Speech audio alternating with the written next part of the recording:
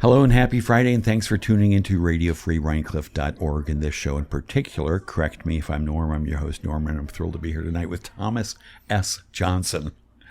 And I got to ask, I asked you before, what's the S for? Uncle Sam. Uncle Sam. Is it literally Sam or is it Samuel? Samuel. Yeah. And Yep. is that a family name? Yes, it is. Huh. I had an uncle by that name. And yeah, I had an uncle named Sam. To me, it's special because I always say, have the figure pointing at you as Uncle Sam, Uncle Sam, that's right. Was it We Want You? I think that was a recruitment poster that... Yeah, yes, it was. So did your uncle live around here as well? Yeah, they all moved up from Asbury Park, New Jersey. They did, including your folks? I'm sorry? Including your parents? Yes. Asbury Park, New Jersey. And why did they move from there to Rhinebeck? Because I was under the impression that one of the 7 wanted to do some farming. So they sold their property down there, which I understand was, I always say, about 3 miles of the New Jersey boardwalk. Wow. So they had a bunch of seafront property in Asbury Park. They sold it and moved north because one of the 7 siblings That's correct. Decided that they wanted to become a farmer. And did they? Yes. And they bought a place, one of the oldest houses in the village of Rhinebeck. It stands at 12 Old Primrose Hill Road, and it's 1763 stone house. Wow. Yeah. Old Primrose Hill Road. Mm-hmm. There are a couple of nice stone houses there. Yes, there is. And so how many acres did they get here in Rhinebeck? They bought, I believe, about 125 acres. And what did they grow? Did all 7 of them work the farm? They had Holsteins, Angus, which are beef, and dairy cows. We had, during my days, we had horses. We had a few cows, but my father always said that the cows and selling hay is what put him through school. The cows and selling hay. Yes, correct. Uh-huh. And so, but at some point, your dad determined we're going to get rid of the cows and have horses?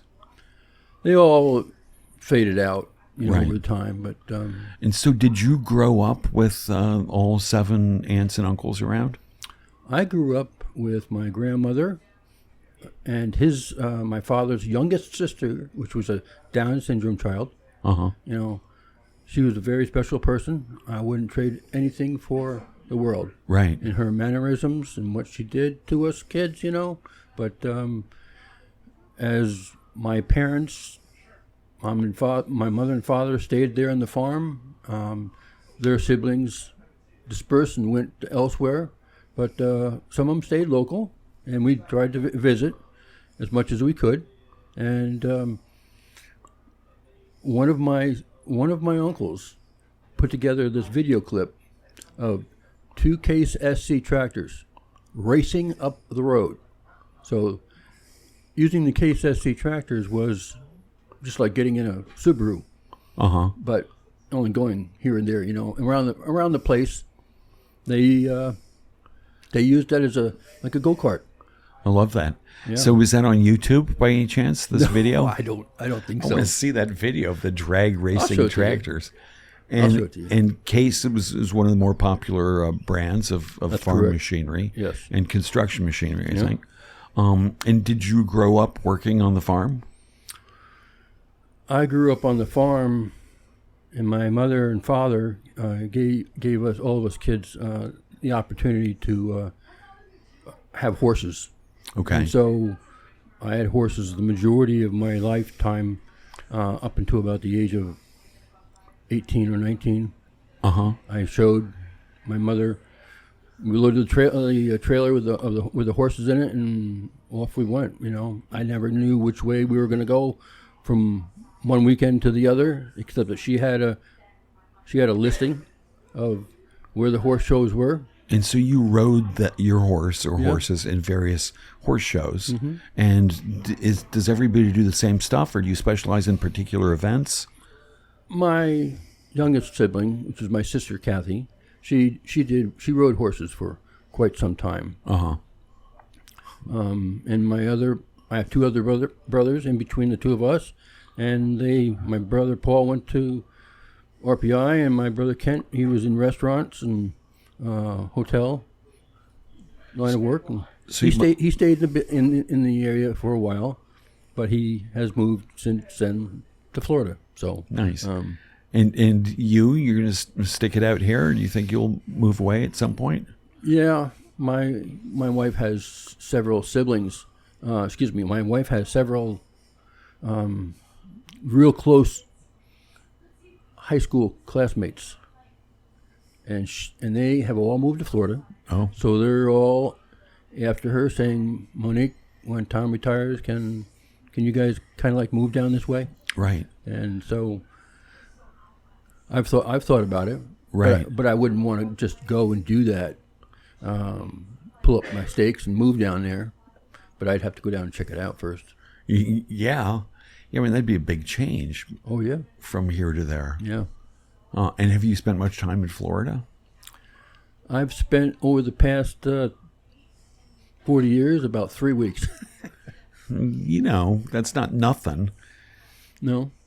I have an idea of what I would do down there, but to me, family's first. I have lots of cousins to catch up on times that lost in the past, Right. Lots of cousins are still around here. Yeah. That are around here and also in Florida. Oh, nice. And aunts and uncles around here still? I have one aunt remaining, and she is roughly 106 down in Florida. Oh, down in Florida. So that's got to be kind of interesting to see your group, who you grew up with here, just dispersing. And I can't imagine they're all in the same place in Florida. No, they're not. They West Coast, East Coast, and all the way down at the tip down near Fort Lauderdale. Right. I used to think I'd move away when I retired, when the kids were all out of the house. But I really like Rhinebeck. But I'm relatively new. I mean, you were born and raised here, right? Yeah. 1959. I love this area. I really do. And Florida still gets the monarch butterflies too, but not as much as they do up here. Right. I would have to fly north and stay up here for probably the entire monarch season. And what is the monarch butterfly season up here? Usually from mid-April to beginning of November. And so you keep a special eye out for monarch butterflies here. Yes, I do. How did you become focused on monarch butterflies? One day I walked out of my house. I saw on this little tiny milkweed plant, about 4 inches tall, I saw the beginning stages of a monarch butterfly in the caterpillar, and also the caterpillar just before it goes into its J, or the chrysalis stage. And the amount of destruction I see, it's not destruction, per se, but it's for them it's destruction. Right, habitat destruction. It's devastating. So how old were you when you walked out of the house and first saw this? I'd say I was about 50, 55. And what about it really caught your imagination? These two creatures, just so diverse in size, eating the same food, right, on the same schedule. It's 30 days. When they lay the egg, their clock begins, and they are flying within 30 days. Right. And you go out and collect the eggs. That's correct. Off of the milkweed. That's correct. And why do you do that? Because I'm afraid that somebody's going to come by with a sickle bar mower, right, or a brush hog, and just mince it to death. So right. I'm sticking my heart out there to try to help the population, and which is commendable. And thank you for your efforts. And I think I read somewhere that out in the wild, their chances of survival, it might have been that article on the pilot about you. The chances are survival is 1 in 10. Right. And with you, when you bring them, when you take the eggs and bring them home? The chances of survival is quite high. Right. The only thing that would interfere would be if they have the parasite, which is called OE. I can't even pronounce the word, what it means. But OE is a parasite that eats them from the inside out. Oh, no. So when they come out in the full form of after their wings are spread, become hard, I test for OE. And by doing that, I know whether it's healthy or not.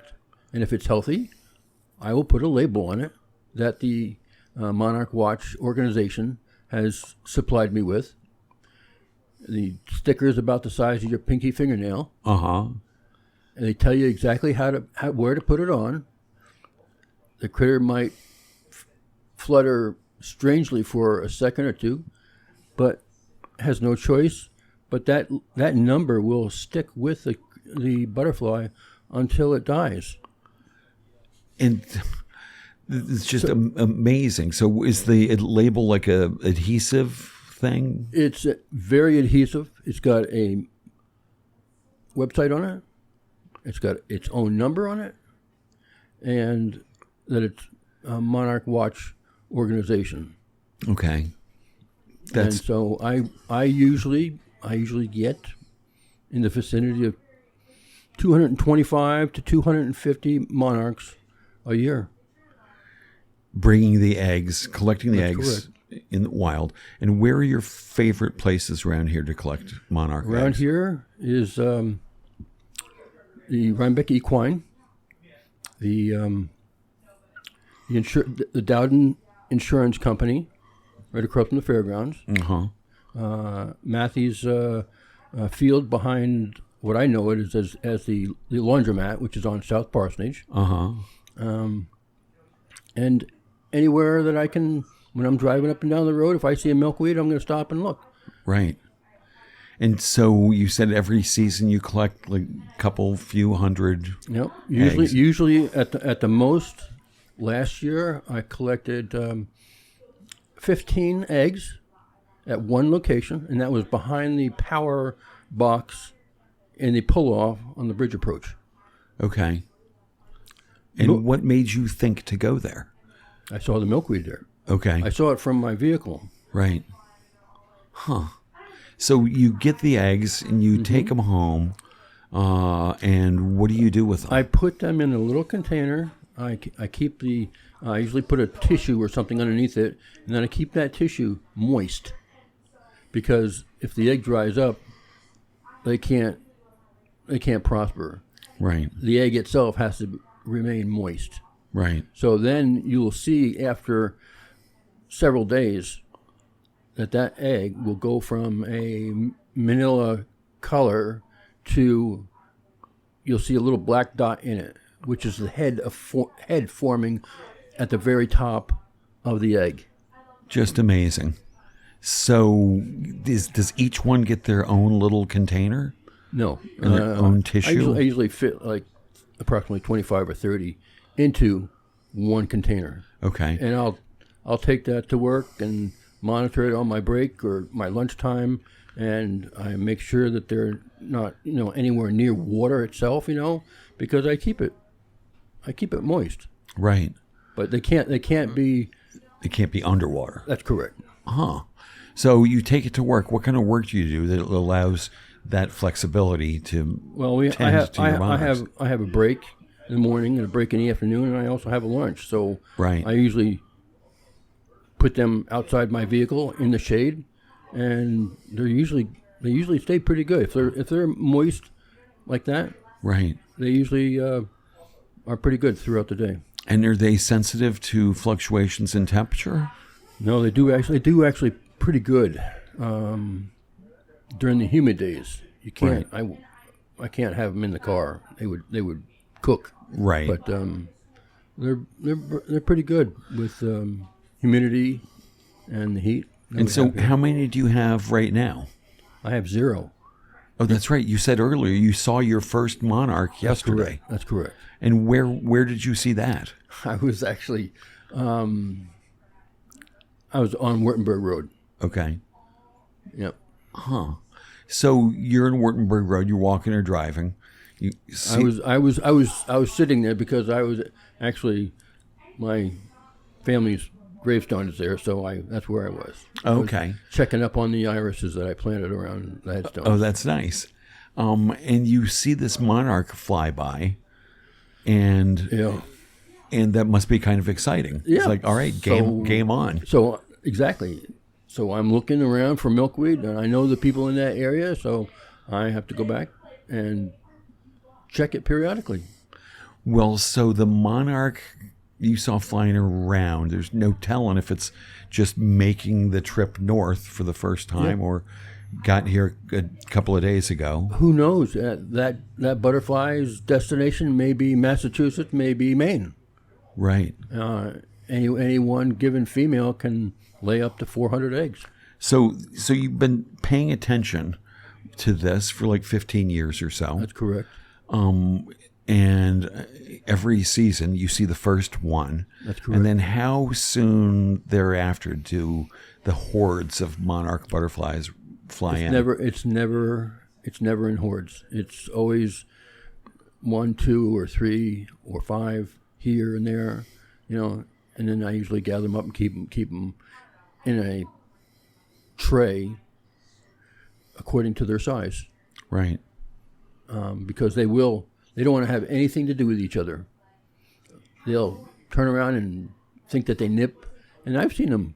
They don't bleed to death, but when the internal juices of them is green, so that's, that happens, it's over with. If one aggressive monarch attacks another one. They usually are pretty good. When their food supply is getting low amongst themselves, they can tolerate each other, but they don't usually like to come in contact with each other. Right. So you collect the eggs, you take them back, you put them on a piece of moist tissue in like a Tupperware kind of thing, I'm guessing. And then how long? Take me through the cycle. This is my very first year that I have a good supply of milkweed in my yard. Okay. Those are the leaves that I am collecting to feed all the ones that I have brought in from elsewhere that I've collected. They grow and they grow. They grow usually up to an inch and a quarter. And they can't grow anymore. And what they do is they travel around my enclosure. They're looking for that magic spot to go into their J. Why is it called a J? I've never heard that. Because it literally is a J figure. The letter J. Literally a J figure. Okay. When they go into the J, after they've found that spot that they want to rest in, they weave a little ball, and when they think they're finished with the size of that ball, with their rear end, they'll swing around and clamp on it with their 2 back legs. And then up to 2 days will go by, and what they're doing is they're totally relaxing the exterior legs, facial skin. And then what they do is they just relax to the point where they fall into a J. They release with their legs, and except for the back legs themselves, and they'll go into a J. Okay. And I'm so fascinated. If they're straight, they can be sick. Flies, whatever, usually can inject their own egg into the caterpillar. Egads. So as it matures, it will still mature as a monarch butterfly, but when it gets into that J position is usually when things unfold. If they got the OE or if they have other things that have damaged them by injecting an egg into them, like a maggot. And right. That's not always nice to see, but it's a fact of life. Right. And that, I'm going to guess that happens a lot less in captivity, in your care. Oh, yes. Very, very much so. Because like almost not at all? they have to fight off what they can. Right. Just amazing. In the wild. So they go into the J, and then what happens? In the J, they're in the J. I've found it's different, but I have found for the most part it's approximately 12 days. In the J, then they go into the chrysalis, which it's a phenomenal thing to watch. It's where the critter has determined that it's released the exterior portion, exterior skin, the feet, the head, and everything. The skin, it starts to be like a slinky.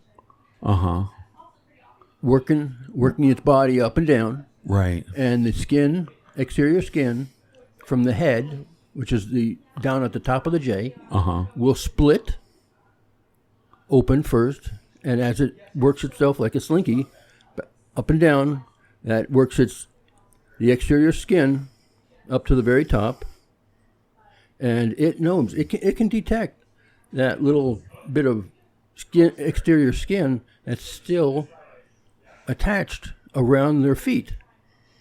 So they'll wiggle and squirm around until it dries out, until it rips and falls down.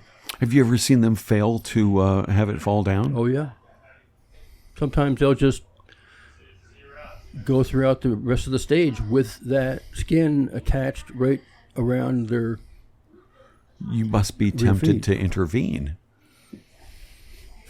They do pretty good. Yeah. They do pretty good. I guess they've probably been doing very well without mankind's. They probably did pretty good without me, before I came along. But yeah, but they're incredibly endangered. I read one stat that the population is 1% of what it was 40 years ago. I haven't read any materials this year, but they are not really endangered. They're just the habitat is what's destroyed, so they're not seen as much as other areas of the countryside. Right. And the habitat, it seems like all they care about is the milkweed. That's correct. It's the only plant in the world they lay their eggs on. Amazing. Mind you, there's approximately 15 variations of milkweed. Okay. And do they like all of the variations, or is there a particular one they prefer? I usually recommend people to grow the native milkweed, which is a wider leaf milkweed. There's another one that people have asked me not to give it a bad rap, and that is the tropical milkweed. And the reason why I don't give it a bad rap, but I'll tell you why it shouldn't be in people's yards, other than the fact that it has a beautiful flower, and that is in the fall when everything else dies off. The native milkweed will also die off naturally. You don't have to do anything to it. It will just automatically die off. And if there's any OE on the leaves, it will also kill them. If you have a tropical milkweed plant. Wait, the OE kills the milkweed? Or vice versa? The OE just is...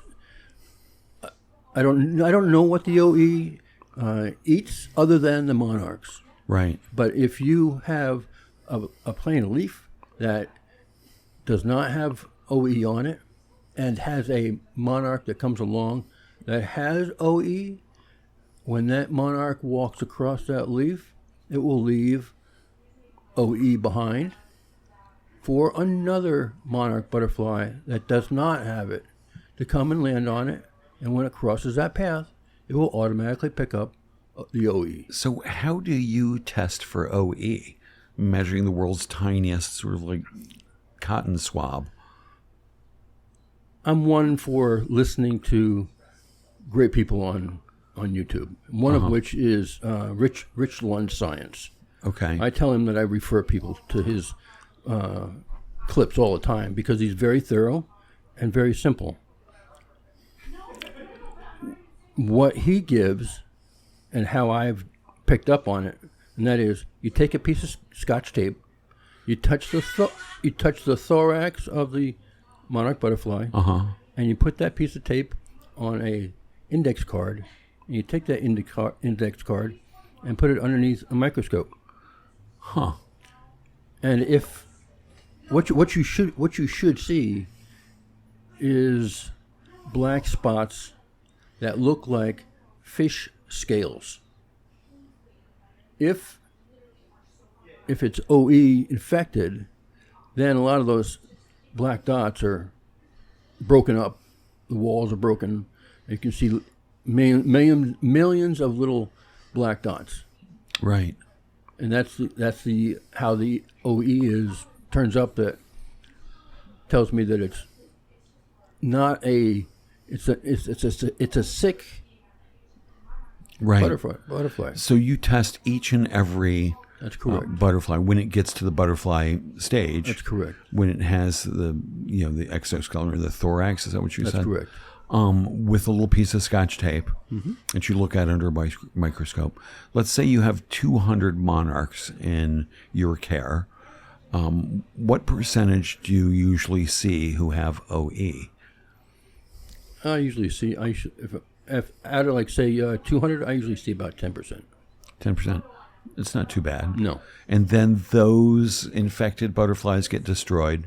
I usually put them in a Ziploc bag and put them in my freezer. Because if there's another one down the road that for some reason the wing doesn't get straightened out, or when after it comes out of its chrysalis, they usually do a little dance, and it gets the fluids from their abdomen going, and gets the pump in their body to pump up the fluids to their wings. Sometimes they'll fall and hit the other side of my cage, and their wing will be useless because it will either break or be bent that they can't straighten it out. So I'll take one of those wings from the freezer and cut it appropriately around to where the wing is that was bent and super glue it. No way. So, all right, so that wing, the OE doesn't go onto the wing, I'm guessing.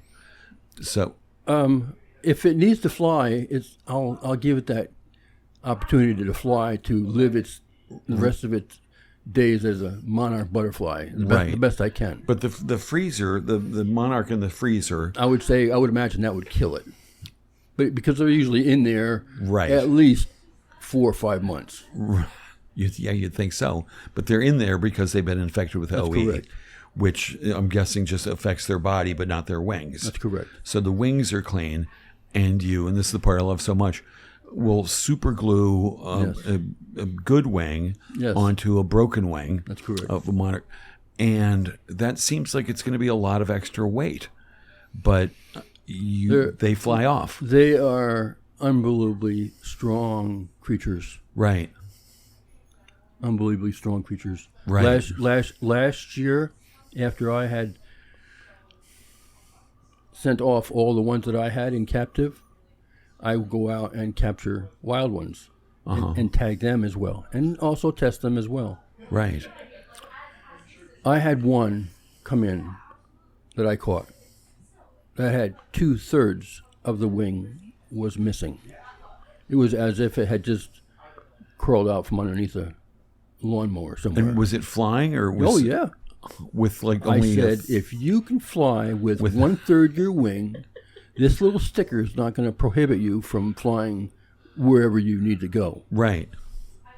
So you gave him a sticker, but you didn't, add a missing wing segment. No, I didn't. What brand of super glue do you use? I was using some super glue the other day. It was Gorilla glue. Yeah. It was really good. Yeah. Do you have a favorite brand? No. And did you see this? Did you invent this technique, or did you see this on? It is on YouTube. I love YouTube. It's so good. So many beautiful how-to videos. Oh yes. Put there by people just mostly from the goodness of their heart. Yep. Okay. So you raise these. Yep. You couple hundred, couple few hundred. Average between 250 and between 2.25 and 250. Okay. And the one you test them all. The OE ones go into the freezer. That's correct. For parts. Yep. And then they grow and they get healthy. When do you know it's time to let them go? When they come out of the chrysalis, I normally give them about 4 hours. That's what I've experienced that the majority of them want. I mean, if I put them outside and the sun heats them up and they do their thing, I can just release it without doing any testing of OE. But I want to make sure that whatever I release is a healthy monarch. Right. And a lot of people don't test for OE. I try to educate in every aspect I can about the monarchs. Right. And you do a bunch of educational stuff, right? Oh, you sure. give talks to libraries and groups and stuff. Whoever wants me, I'll come. And hopefully, it's usually better when I have some students. Right. I've done mothers clubs. I've done schools. I've gone as far as Germantown. I'll go 3 or 4 hours away, right, just to educate. And how do people find you? I guess word of mouth. Word of mouth is, been it for now. Right. I mean, there's been occasions when, after work, I'll have a monarch, and I look for children, because children, they really absorb it. Let alone the parents, they're paying attention to how much enthusiasm their kids are involved in. Right. In this. So I have probably a good handful of families in the village of Rhinebeck that look for me and their kids say, when are you going to have more butterflies? Right. So when I have more butterflies, I'll go to these people, And so classrooms will get a butterfly when it's a caterpillar. Yep. Before the pupa stage. I bring anything and all that I have. Right. Whether it be an egg. Usually I have, when I do students, I usually do, I have an egg or two. Then I'll have the different various sizes. Then I'll have 1 or 2 in a J. And if not, I'll have a chrysalis. Right. And most people think that a chrysalis, most of the time they call it a cocoon. Right. But a cocoon is a totally woven fiber around the entire critter, whereas a chrysalis is where the critter sheds its exterior skin, and so the next layer of skin is its shell. Okay. And so after the chrysalis, they build a cocoon? They come after the chrysalis, they come out in roughly 2 weeks. Right. As a butterfly. And you keep them for like 4 more hours. That's correct. And then you put them out. Is there a time of day when it's best to release them? No. They usually come out usually between 6 and 8 a.m. and 4 and 6 p.m. Those are the times when they come out. That's usually the time that I've experienced that they have come out, yes. Right. But also, I mean, they're with you, it sounds like, kind of all the time. You take them to work, they're at home. Depends upon what I think what their needs are going to be for the day. Right. If I have a half a dozen little ones and they're just still in eggs, and I think they might be coming out pretty soon, then I'll take them to work and stash them in the corner, in a shady spot. Right. I kind of like them, and their parent, making sure that they take flight or get to that stage anyway. Right. And so what is your work? I'm a equipment operator for the village of Rhinebeck. For the village of Rhinebeck.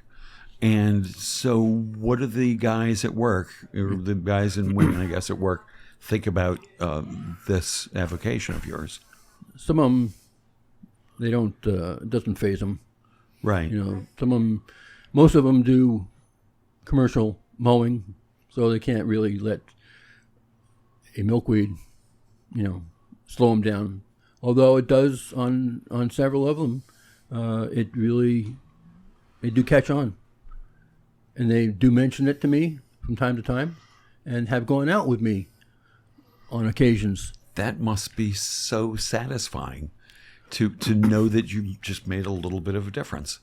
Yep. And then here's somebody, and they're going to make a little bit of difference. Right. And hopefully it's like one of them's got kids. So, of course, I want to educate his children right about this. Right. Because I don't know, he's not going to go to YouTube on his own and learn about monarch butterflies. Yeah, maybe. I mean, I'm guessing you learned a lot about them on YouTube. Yeah. Did you take any classes on this anywhere? No. Are there classes you can take around here? Around here? I don't think so. Right. Huh. I think it's all YouTube. Yeah, that's great. Well, listen, as is the tradition here, and correct me if I'm wrong, you brought a drink, a beverage for us to enjoy. That's correct. What did you bring? I brought Fever Tree tonic water. Uh-huh. And I was introduced to it as a muscle relaxer because I'm on my feet all the time. Right. And I used to get leg cramps all the time. Right. And since it's a muscle relaxer, I usually drink at least 8 ounces a day. Okay. And I can't remember the last time I had a Charlie horse. Really? All right. Well, let's pop it open. You've got a bottle opener on your pocket knife. I'm eager to try it. It's a Fever Tree Premium Tonic Water with quinine from Central America. What is quinine exactly? I don't know. I don't know either. Jen, you're going to have a tonic water. Quinine. But I know one of the things that quinine's good for is an anti-malarial agent. Well, cheers. Thomas, thanks so much for being here. It's my pleasure. So how long have you been drinking tonic water? I'm going to say probably about 4 years. 4 years. And have not had a cramp since? I have not had a cramp since. Huh. I wonder if there are pills you could take that do the same thing, like quinine pills or tonic water pills. I have not looked into that. Right. Well, I love that this has worked for you, and I get cramps once in a while. I'm going to see if I'm going to give this a shot because I like tonic water. Yeah. Yeah. Yep. So you work for the highway department. That's correct. For the village, That's not correct. the town. That's correct. The town has its own highway department? Yes. Okay. Do we need a village and a town highway department? Yes, we do. Okay, how come? Because they have so many more miles of coverage for keeping the roads clean. Right. Downing the trees. I mean, right now we have like 4 people, and we're understaffed by 1. Okay. And it's a great place to be employed by. But and every day is different. And you've been there for a long, long time. 24 years. 24 years. So is there an age at which you'll retire? I'm hoping to retire next year because I'll be 65 in November. Right. Then hopefully you'll still be able to get Social Security and stuff. Mm-hmm. And I'm guessing some kind of pension from the village. Yeah, I'm listed in the state. I'm tier 4. What does that mean? That's the relevation of how the system. Okay. How old you are. Okay. Compared to, like, for instance, a lot of the people are tier 5 and above, and so I've been there one of the longest. The other guys that I work with, I don't even know what kind of qualifications they would be listed under. Right, right. So how did you come to work for the highway department? What did you do before? I used to work at Dick's Camera. No, excuse me. I used to work at Dick's Sporting Goods. Oh. In the Hudson Valley Mall. Oh, nice. And I worked at Costco, cleaning the boilers. I enjoyed that job. But this is the job that fit my niche. You know? Right. So good. And you grew up in Rhinebeck. Did you graduated Rhinebeck High School? Class of 1979. Nice. And are you in touch with many of your friends from that class? Yes, I am.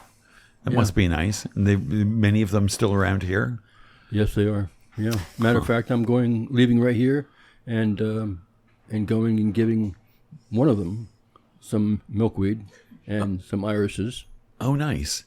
So that's wonderful. You distribute milkweed to lots of different people? That's correct. And if somebody wanted to get milkweed from you, could they reach out to the highway department, find you that way? I would rather not that they reach out to my employer, but okay. They can find me on Facebook, Thomas S. Johnson. Thomas S. Johnson on Facebook. Yep. And they don't even need to be friends. They can message you and say, hey, I'm interested in milkweed. Sure. How hard is it to grow milkweed? It's pretty good. It does well on its own. Not really demanding. If you don't want milkweed in your yard, contact me, and I will come and get it up, because most people just pull it up by the stalk and it will break and reappear in a week or two. Right. So you'll come and I'll come and dig it out further down than that, and you won't have it growing back. So you need to get all the roots, otherwise it's just going to come back? Yes. Many plants, I think, are kind of that way. Yeah. Huh. So then you dig it up for people. You take it back to your place, I'm guessing, plant it there. Yep. How many milkweed plants do you reckon you have? Right now I have currently 10. It's not enough. No. So when does it seed? When does it flower? When does it seed? It usually falls off in the fall. And it's one of the things that I've admired most about the milkweed plant itself, and that is it's very important for the milkweed seeds to be stratified, meaning subject to the cold weather. So that's when it comes out of the pod dries up. The seeds themselves, the little wing things, open up, and the breeze carries it. The breeze carries it wherever. But it hasn't been stratified yet until the winter comes and winter goes. And then it usually separates from the little helicopter portion of how it got there and drops to the ground. And that's all the milkweed ever does. Right. And if people want to plant milkweed, they can. Usually milkweed is found at some nurseries. They can plant the plant or take some seeds. I've got probably 5 gallons worth of seeds. Right. And so you leave them out over the winter to stratify. Yes. And do you cultivate any of those? No. Do you cast them about to the I wind? throw them out where I think they're not going to get mowed the following summer. Right. And what kind of environment is best for milkweed to grow in? I would say moist, shady, some sun. Right. Huh. Wow. Well, I wouldn't mind getting some milkweed seeds from you. And I mean, I'm just thinking, because we're here at the Epicurean, the corner store in beautiful Rhinecliff, New York.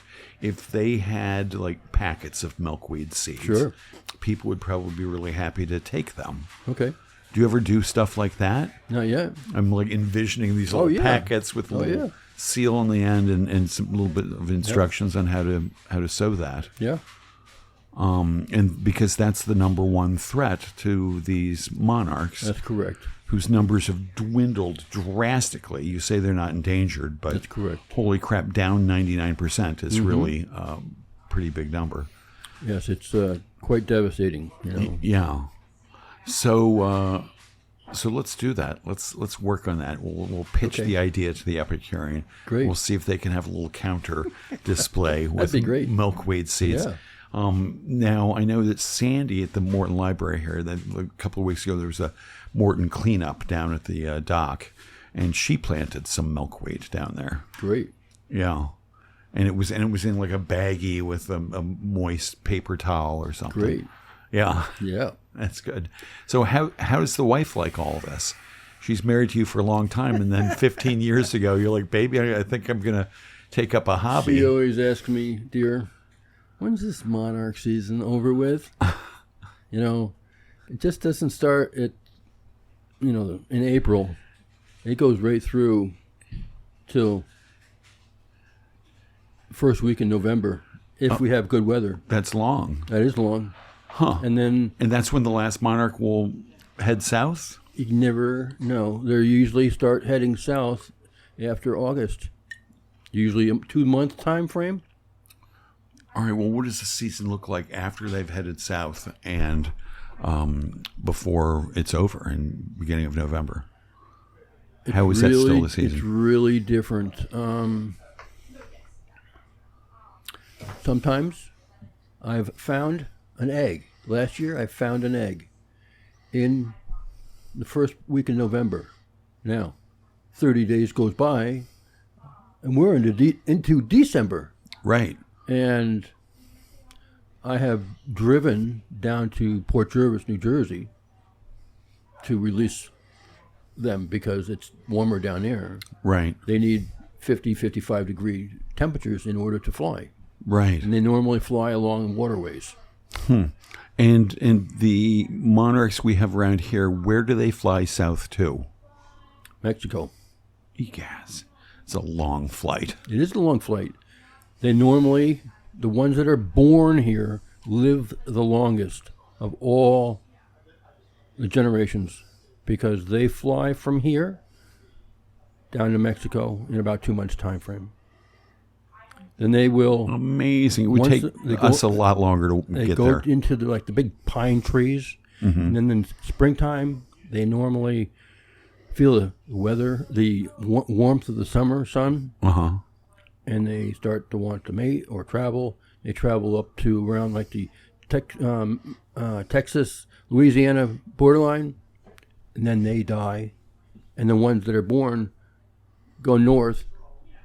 And that like plays leapfrog until they get up into this area. So how many generations does it take to get from there to here? For the most part, it's 3 or 4. Okay. It can be longer if the winter is warmer and they lay more eggs. I've had eggs hatch as late as middle of December, but I can't let them go. They usually die eventually. Right. But it's because they just freeze outside. Right, yeah. It's survival of the fittest. Right. Very, very interesting. So the wife never got the bug. No. No pun intended. And what about the kids? I have one son. Okay. He's a professional plumber, and he's never. That is too slow for him. Right. He's always life in the fast lane. Sure. But, you get to be about 50 as you were, and a slow-moving thing like that becomes a little bit more palatable. He might catch the bug when he's my age. Right. That'd be great. Huh. And you must see, if you're talking to all these groups, you must see, kids, elementary school kids, sure. or who sort of, get the bug. I've gone to Germantown Elementary School. Uh-huh. That was a couple years ago. Recently, I've done the ladies' sewing club in Red Hook. They wanted a class. And I'm about ready to reach out to, state and federal municipalities because those are the people that really mow and mow and mow and mow. And right. Well, there's lots of. Are you affiliated with any environmental organizations around here? No. Right. I'm just thinking that'd be probably a great thing. Yeah. I think they would love to help you spread that word and get the seeds distributed and sown. I've got the seeds. We can spread them. Yeah. Huh. I love that. Well, reach out. I mean, there's a bunch of environmental orgs around here who would probably love that. Huh. So you were born and raised here. What was Rhinebeck like in the 50s and 60s when you were, 10? It was a pretty cool little town. Yeah. I always love the wide streets. That if you go on YouTube on any of the markets that like eBay and you punch in Rhinebeck, most of the time you're going to come up with postcards showing the wide streets. Interesting. I never thought of the wide streets. Oh yeah, and we had wide floorboards, and I don't know how true it was, but I was told that houses that had the wider floorboards, they paid higher in taxes. And we also had in the stone house, we had the hand-hewn beams that went the length of from the front to the back, and depending upon the social activity that went on in that room, the beam would either be smooth or rough. We had 3 big, huge fireplaces.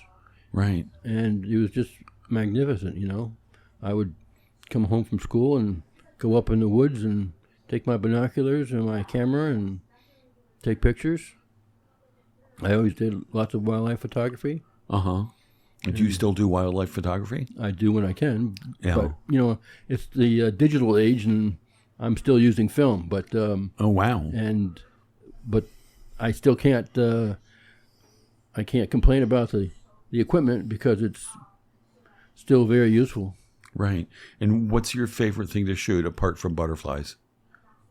My family. That kind of wildlife. But wildlife, critters wise, I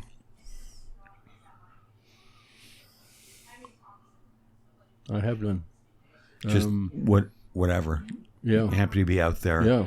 In nature. Yeah. And where are your favorite places to go sit and wait for some wildlife? I enjoy Frost Road in Clinton Corners, and because it's a really deep ravine, and there's a nature conservancy down at the bottom, quiet river, and it's nice and often see fish.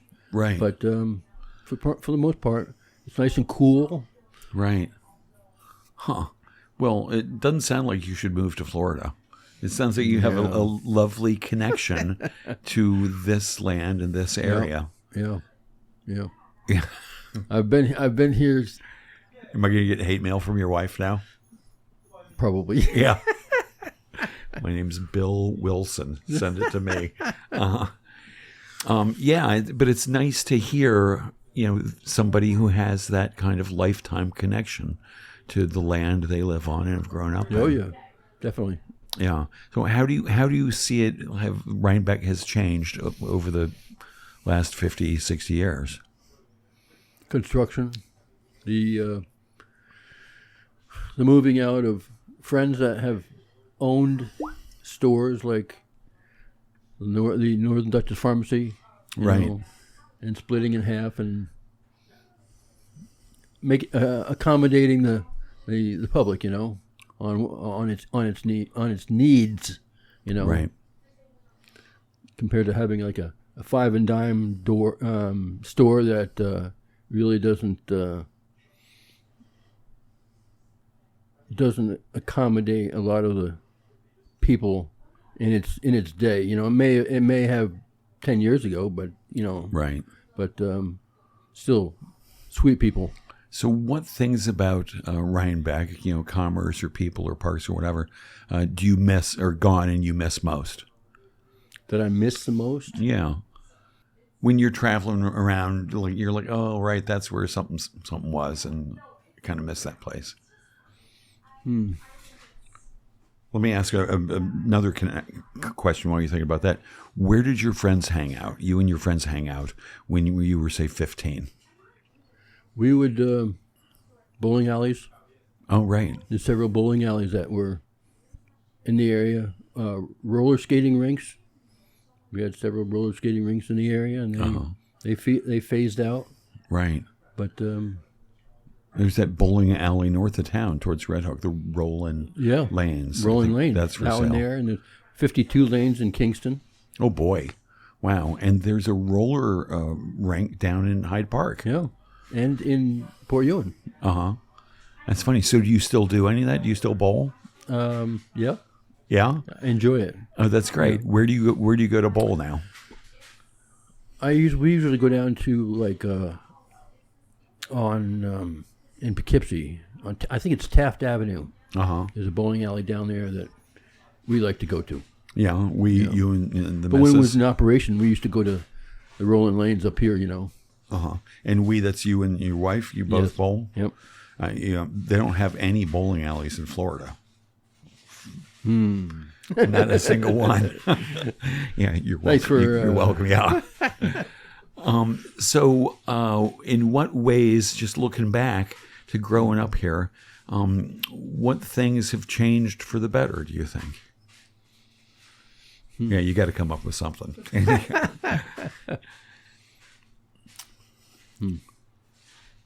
If you did move away, what do you think you would miss most about this place?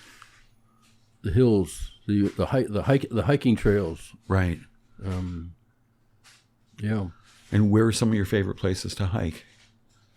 I enjoy very much going over to Brace Peak, which is over beyond Copake. Okay. Up 22. I think it's Route 343. Uh-huh. If you drive all the way to the end of 343, the little church in the middle, you make a left or a right. And a right, you go down about 2 miles, and you can park, and you can hike over onto Brace Peak and Allender Peak. And is it a difficult hike, rigorous hike? I don't know. I haven't been over there in a year or so, but it does. You can look back. You know how you're often on this side, maybe coming over the bridge, and you can look over in the distance on the east. Yeah. And you can see Stissing. Yeah. Well, now the shoes on the other foot, you can look back over this way and see the Shokan when it's real clear. Right. Wow. Well, I really have loved talking with you. We're out of time. And I loved hearing about the butterflies. I think even more, I loved hearing about your connection to this place, where you've lived for 65 years or so. Yeah. Everybody, thanks for tuning in. Thomas S. Johnson, thank you so much for coming in and talking. You're very welcome. Have a great Friday night and a fabulous weekend. Thank you very much.